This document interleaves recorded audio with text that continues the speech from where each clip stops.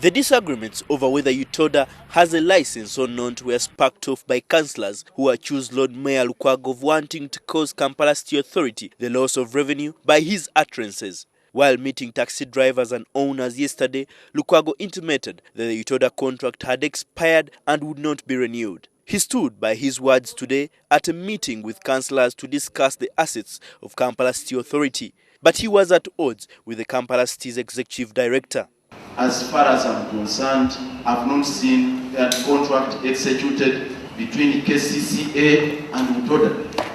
There were proposals to extend it. Proposals by technical staff. They don't transact business on our behalf. Information available to me, there is a contract running between UTODA and KCC. I have also been bombarded since last night with requests for information, but I was getting a bit confused. Still, Lukwago demanded for proof to show that there is a contract between Kampala City Authority and UTODA. As long as there is no minute of the Audit Council to extend the contract, and of course a document duly executed, that's my position. The issue of the UTODA contract is not as light as you may think. The authority has issues relating to revenue, which are affected by whether or not we have a contract or do not have a contract.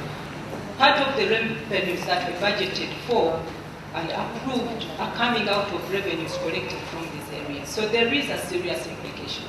The heated meeting discovered further that the land currently occupied by the old taxi park may have been fraudulently disposed of to private developers. Kampala City Authority is currently in court over several plots surrounding the old park. The alleged sale of a Kampala City property that housed a city clinic for 30 years on Nkrumah Road also came up in the meeting. Lukwago wants those responsible prosecuted. The property was illegally leased to Securus Amenities Limited on 14th of July last year, but the executive director rejected the request to name and shame those responsible. When people are dying of malaria, people are dying of this and that, we can't take action. Who is responsible? I am in charge of this inquiry and the other inquiries that have been entrusted with me.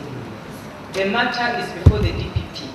I am not going to be party to an illegality in the sense of standing here and beginning to give names of people of which I have not got the assurance that they are implicated or otherwise. Several questionable dealings, among them the Buganda Road playground that was leased illegally and the Centenary Park lease, were also discussed. Michael Baleke, NTV Tonight.